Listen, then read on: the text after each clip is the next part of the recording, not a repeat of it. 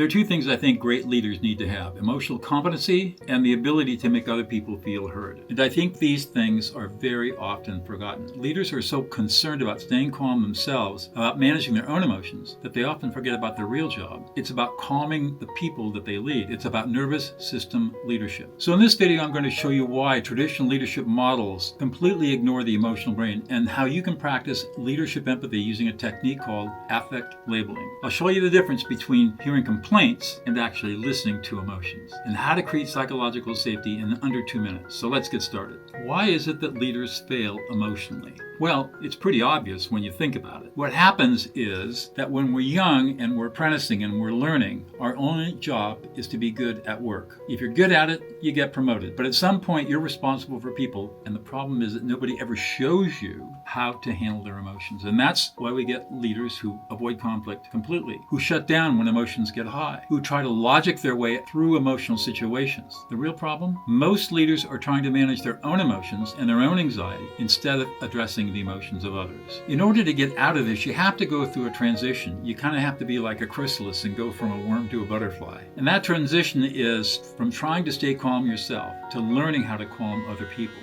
This is not a personality trait. It is a learnable, teachable, replicable, duplicable, and very practical skill. And once you have it, you'll never have a fight or argument again in your life. So I discovered this by happenstance in a mediation some 20 years ago between, we'll call them John and Susan. They were a divorced couple. The amount at stake was $18,000, and both sides had spent over $50,000 in attorney's fees trying to destroy each other. They didn't just dislike each other, they despised each other. Every time Susan spoke, she attacked John, and every time John spoke, he attacked Susan. They were screaming at each other. What the heck am I supposed to do with this, I thought. Out of desperation, I told Susan, ignore John's words. Just listen to his emotions and reflect them back. After some practice, Susan's voice turned from acid to neutral, and John started to calm down. We got into a rhythm. John would speak, Susan would say, you feel. No arguments, just emotions. We went back and forth for 3.5 hours, both of them naming each other's emotions. And finally, John looked across the table at Susan with tears streaming down his eyes and said, that's the first time you've listened to me in 25 years. They settled the case, and believe it or not, they walked out holding hands. It felt like magic. 2 years later, Matthew Lieberman and his team at UCLA did some brain scans to find out why this concept, affect labeling, worked. And what they discovered was that when you label emotions accurately, the emotional brain quiets down while the thinking brain comes back online. Even when emotions were mislabeled, the brain still calmed down. And to my amazement, science confirmed what I had discovered back in 2005. By the way, if you want more insights like this, I share practical tools and case studies in my free newsletter. Link is in the description. Go subscribe now. After that discovery, I thought, where else would this work?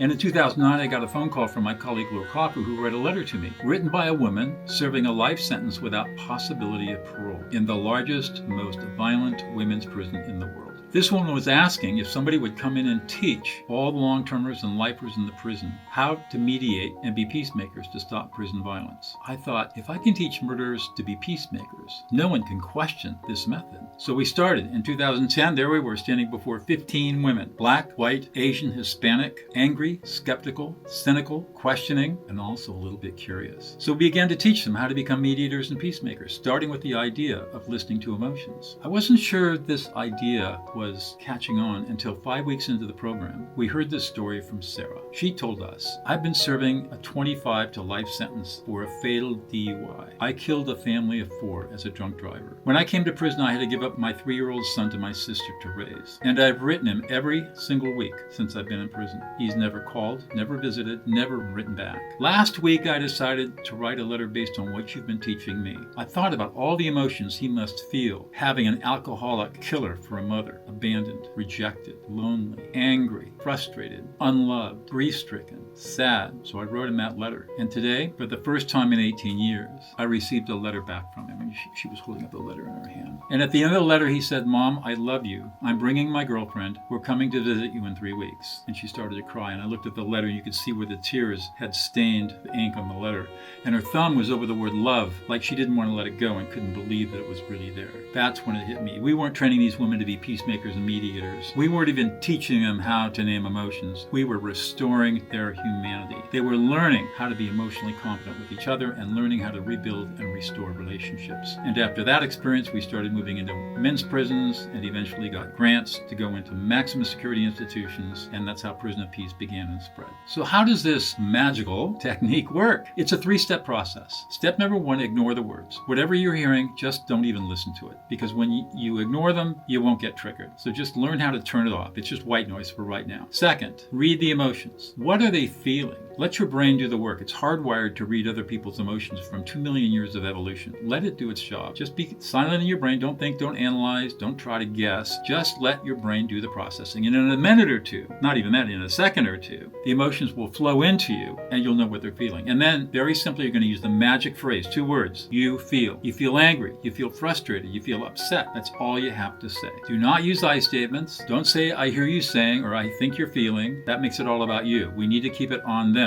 Keep it simple. Keep it about them. Don't ask questions. Are you angry? It doesn't work. It'll just make them upset. When you get it right, they're going to unconsciously nod their head and probably say something like, yeah, or exactly. That's their emotional brain calming down. So let me show you what this looks like in leadership. Here's the default approach. You might say something like, your numbers are down, pick it up, or I can't guarantee your future here. Here's what leadership empathy looks like. Hey, your numbers are down. You're feeling frustrated and you're angry and you're worried and concerned. And the other person says, yeah, tell me what's going on. Maybe their kid is sick. Maybe they're struggling at home. Maybe they've got problems on their teams. Empathy is not your own internal feeling of what they're feeling. Empathy is telling them what they're feeling. It's emotional validation from the person that you're talking to. And you're really concerned about them as a human being, just not their performance. And you're showing that you understand them from their frame of reference, not your frame of reference. That's why we don't use you statements. When you lead with empathy, performance follows. If you want to create a healthier team where everyone feels validated and safe, I put together a free resource called the Psychological Safety Starter Kit. The link's in the description. All right, now let me show you what this looks like in action. Leadership is not a rank. It's not a reward. It's a choice. It's the choice to calm people in your charge, to make them feel heard when they're upset, to create conditions where they can do their best work. It's nervous system leadership, not personality leadership. And that choice is available to you right now. You don't need permission, you just need the skill. If you're ready to master this, I've created a comprehensive masterclass, which includes the same system that I've used to train CEOs, executives, and life inmates in maximum security prisons. And I guarantee if you do the work, you will never have a fight or argument again in your life. Click the link in the description to get instant access, and I'll see you inside. Step number 3 of the reset protocol is reflect what the person is feeling with 2 magic words. You feel. You feel angry. You feel disrespected. You feel frustrated. You're upset. You don't feel listened to. You don't feel heard. You feel unappreciated and unsupported. No I statements, no defense, no logic, no persuasion, no arguing. Just name and reflect. What we know from neuroscience is that when the brain is activated, threat status is on, the amygdala is activated, and all this stuff is going on, it shuts down the prefrontal cortex. We can no longer think. We can barely process information. And the only thing that is going to calm the brain is by labeling or naming the emotion. And what we know from brain scanning studies is that when you name somebody's emotion, the centers of the brain associated with a negative emotion diminish.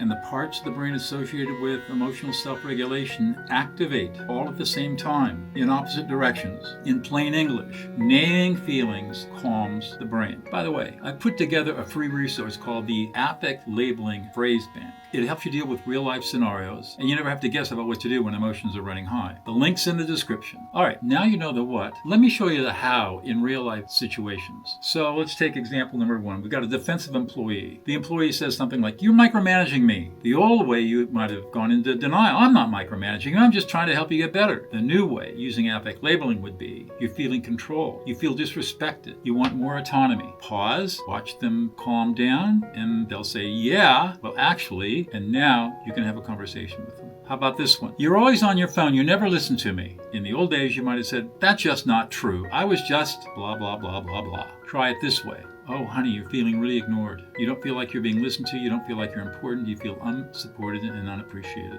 And it kind of pisses you off. And she's going to say, yes, exactly. And now you're reconnected and you can have a conversation. Here's another one. The client says something like, this is just unacceptable. You told me this would be done. The old way would have been to excuse, justify, or rationalize. We ran into delays, but it won't work. New way. You're really frustrated because you were counting on us getting this done on time, and now you're really worried about your own deadlines. Yes, I am. Now you can have a conversation to solve the problem. The key insight here is that you are not agreeing with the person who's coming at you. You're not apologizing. You're not trying to fix or problem solve yet. You're just naming what they're feeling, and that alone de-escalates. People don't want to be right. They want to be heard. That's all they want. Now, if you want to go deeper on this and master everything about emotions, I teach all of that in my Emotional Competency online course. The link's in the description, but let me give you a few more advanced techniques for those toughest situations. Technique number 1, slow down. If things are moving fast, slow the conversation down. That means you're going to slow your own pacing down, just like this. Take big pauses between responses. Breathe in. Give yourself time to read emotions accurately. Hurrying is the enemy of de-escalation. One of the things that I do as a professional mediator is make sure the conversation slows down by at least half than what people are used to. Sometimes it really irritates people, but that's the only way you can get them to stay calm. Technique number 2, postpone with grace. So if you're flooded, you're overwhelmed yourself, it's okay to take a pause and just ask for it. Hey, I'm really overwhelmed right now. Can we take 15 minutes so that I can give you my full attention? And they'll always say yes. That's not avoidance. That's emotional intelligence. Technique number 3, layer emotions. You never just have one emotion at a time. They always come in groups. And that means that one label is not enough. So you want to layer the emotions. And there are 6 layers. The 6 layers are anger, disrespect, fear, disgust, embarrassment or shame, sadness, and abandonment. So we want to pick emotions from those various layers and label multiple emotions at once. You're really angry and frustrated. You feel disrespected and invisible and not heard. You're really sad. You feel disgusted. And you're feeling some embarrassment and shame around this. You see how I'm going through the layers? So you just go through the layers, one layer at a time. Again, the layers are anger, disrespect, fear, then disgust, shame, sadness, and abandonment. As you do this practice, you're going to build a reputation as someone who can handle strong emotions. You're going to create psychological safety around you, both at home and at work and on your teams. You're going to prove that not only are you not afraid of conflict, you can stand into it, and you can send the message out to your people that you can be just as emotional and angry as you want to be, and I'm going to be right here present with you through the whole thing. I am not afraid of your emotions. You are not scaring me away. That's the signal you send when you have this calm, confident compassion that derives from learning how to name other people's feelings. So this isn't just about avoiding arguments. It's about becoming a leader in crisis. It's about coming home able to connect and not bringing the stress of work with you. It's about never again feeling, I just lost my cool and damaged a relationship. You can be calm, confident, and compassionate in any room, no matter how intense. If you're ready to master this and never lose your cool in conflict, here's where to start. First, grab my book, De-Escalate, How to Calm an Angry Person in 90 Seconds or Less. That'll give you the full framework. And if you want personal help applying this to your specific situation, book a free discovery call with me. We'll talk about where you are and where you want to be and map out how to get there. Both links are in the description. Thanks for watching. I'll see you in the next video.